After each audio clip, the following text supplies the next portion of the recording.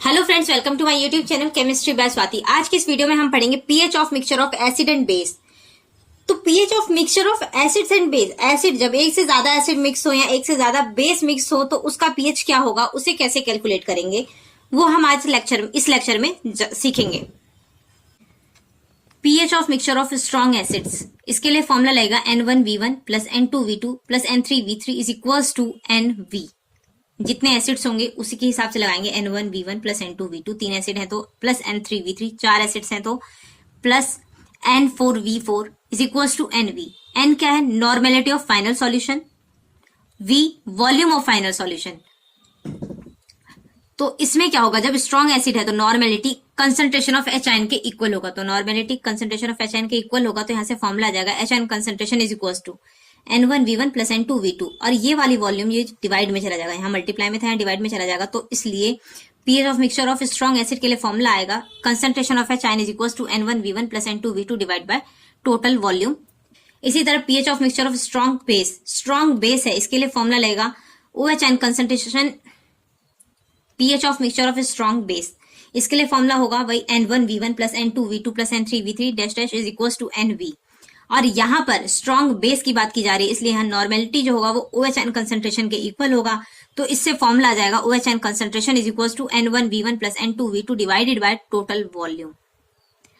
इसी तरह pH of mixture of strong acid and strong base, strong acid और strong base आपस में मिक्स हैं, तो स्ट्रॉन्ग एसिड के लिए क्या लगेगा N1V1 plus N2V2 plus N3V3 dash dash is equals to NV, normality into volume of acid.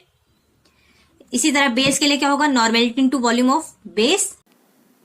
अगर स्ट्रॉन्ग एसिड और स्ट्रॉन्ग बेस में एसिड का NV का मिक्सचर ज़्यादा है बेस से, तो ये क्या हो जाएगा, एसिडिक सॉल्यूशन, और इसलिए फॉर्मूला लग जाएगा NV is equals to NV of acid minus NV of base. मतलब एसिड के मिक्सचर में से माइनस कर देंगे बेस का मिक्सचर, तो NV इज इक्वल्स टू क्या हो जाएगा, NV of acid minus NV of base. और ये जो है वो H आयन कंसंट्रेशन, N जो होगा नॉर्मेलिटी, वो H आयन कंसंट्रेशन के बराबर हो जाएगा।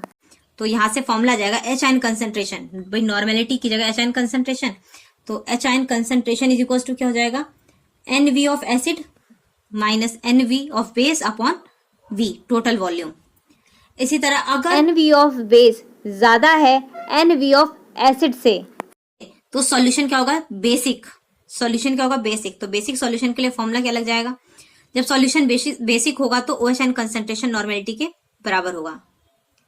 जब सॉल्यूशन बेसिक होगा तो OH आयन कंसंट्रेशन नॉर्मेलिटी के बराबर होगा, तो यहाँ नॉर्मेलिटी के लिए फॉर्मूला क्या लग जाएगा, OH ion concentration is equals to normality into volume of base minus normality into volume of acid divided by V volume total volume.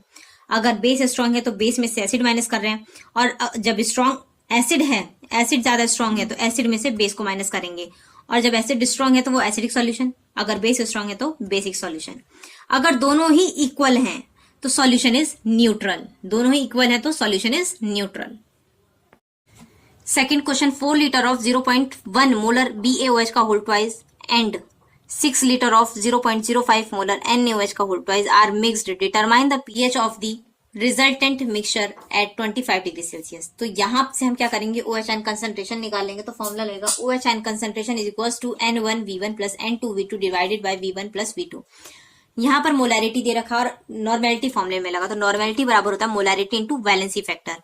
तो फॉर्मूला लगाएंगे, मोलैरिटी कितनी दे रखी, 0.1 इंटू BaOH का होल ट्वाइस तो है, इसमें वैलेंसी फैक्टर 2 होगा, तो 2 इंटू वॉल्यूम कितना दे रखा है, 4 लीटर, तो 4 प्लस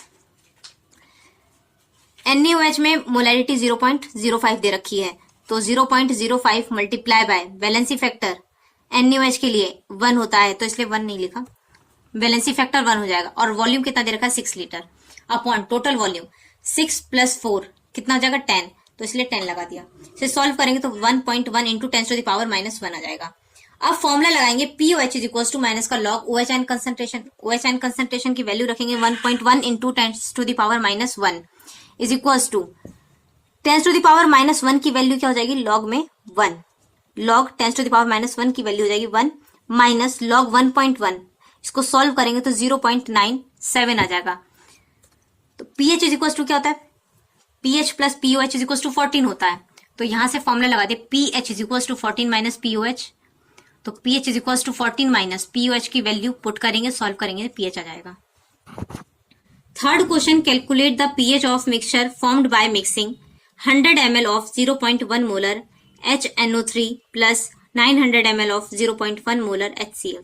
तो यहाँ पर ये दोनों ही स्ट्रॉन्ग एसिड हैं, वॉल्यूम दे रखा है, मोलरिटी दे रखी है, तो फॉर्मूला लग जाएगा HN concentration is equal to N1V1 plus N2V2 upon V1 plus V2। Normality होता है मोलरिटी इंटू वैलेंसी फैक्टर।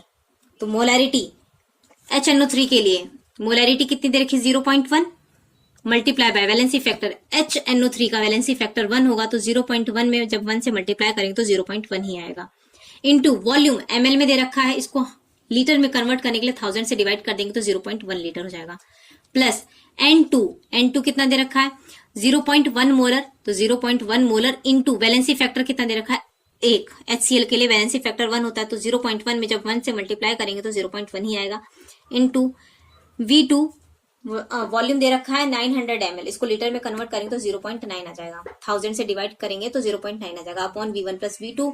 इसको सॉल्व करेंगे तो HN कंसंट्रेशन आ जाएगा, तो pH इज इक्वल टू क्या होता है माइनस का लॉग HN कंसंट्रेशन। HN की वैल्यू 10 टू द पावर -1 है, 10 टू द पावर -1 ये जो पावर में है वैल्यू आगे आ जाएगी तो log 10 बचेगा, 1 इंटू log 10 बचेगा, log 10 की वैल्यू 1 होती है इसलिए pH आ जाएगा 1।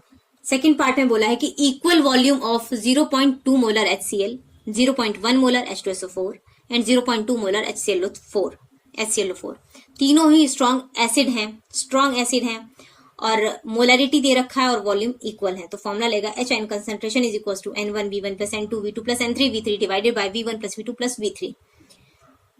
और यहाँ पर मोलरिटी दे रखी है 0.2 मोलर HCl, तो 0.2 इंटू वैलेंसी फैक्टर HCl का 1 होगा, तो 2 इंटू 1 0.2 इंटू 1 करेंगे तो 0.2 इंटू वॉल्यूम V हो जाएगा, प्लस इसी तरह इसके लिए 0.1 वैलेंसी फैक्टर 2 होगा इसलिए multiply by 2 into volume V ही रहेगा, प्लस 0.2 HClO4 के लिए मोलरिटी 0.2 इंटू वैलेंसी फैक्टर 1 और volume V upon total volume 3 हो जाएगा, V प्लस V, तीन वॉल्यूम को ऐड करेंगे तो 3V आ जाएगा। इसको सॉल्व करेंगे तो 2 इंटू 10 टू द पावर -1, तो फॉर्मूला लगाएंगे pH is equal to minus का लॉग HN कंसंट्रेशन, HN की value 2 into 10 to the power -1 आ गई, इसको सॉल्व करेंगे तो 0.7 आ जाएगा। Question number 18, 4 litre of 0.2 molar HNO3 and 6 litre of 0.1 molar NaOH are mixed at 25 degree Celsius, determine the pH of resultant mixture. तो यहाँ पर क्या दे रखा है, मोलरिटी दे रखी है और वॉल्यूम दे रखा है, तो फॉर्मूला क्या लगेगा HN concentration is equal to N1V1 plus N2V2 upon total volume. अब इसमें HNO3 ये एसिड हो गया और NaOH क्या हो गया, बेस। और बताया था कि जब एसिड और बेस दोनों का मिक्सचर है तो ये देखना होगा कि सबसे ज्यादा स्ट्रॉन्ग कौन सा है, स्ट्रॉन्ग एसिड है या स्ट्रॉन्ग बेस। तो फॉर्मूला लगाएंगे gram equivalent of HNO3 is equals to molarity into valency factor into volume. तो यहां से क्या आ जाएगा, मोलरिटी दे रखे 0.2, वैलेंसी फैक्टर HNO3 का 1 इंटू वॉल्यूम दे रखा है 4 लीटर, तो 0.2 आ गया। इसी तरह ग्राम इक्विवेलेंट ऑफ NaOH, तो molarity into valency factor into volume, molarity 0.1, valency factor NaOH के लिए वैलेंसी फैक्टर 1 हो जाएगा, तो मल्टीप्लाई बाय 1 इंटू वॉल्यूम दे रखा है 6 litre, 6 is equal to solve करेंगे तो 0.6 आ जाएगा। इसमें एसिड जो है HNO3 तो 0.8 आएगा। तो इसमें ग्राम इक्विवेलेंट ऑफ HNO3 का 0.8 आया है और बेस के लिए क्या है 0.6। तो एसिड का ग्राम इक्विवेलेंट ज्यादा है बेस से, तो इसलिए एसिड के लिए फॉर्मूला लेगा HN concentration is equal to 0.8 plus 0.6, normality into volume ही तो सॉल्व किया था, तो 0.8 प्लस 0.6 अपॉन टोटल वॉल्यूम कितना हो जाएगा 6 प्लस 4 कितना हो जाएगा 10 इज इक्वल टू, इसे सॉल्व करेंगे तो 0.02 इंटू 10 टू द पावर -2 आ जाएगा। pH का फॉर्मूला लगाएंगे, pH is equal to minus का लॉग HN कंसंट्रेशन, HN की वैल्यू पुट करेंगे तो pH आ जाएगा 1.7, तो pH का जाएगा 1.7। आज की वीडियो में बस इतना ही, मिलते हैं अगली वीडियो में। वीडियो अच्छी लगे तो वीडियो को लाइक करें, चैनल को सब्सक्राइब करें। तब तक के लिए पढ़ते रहिए, सीखते रहिए।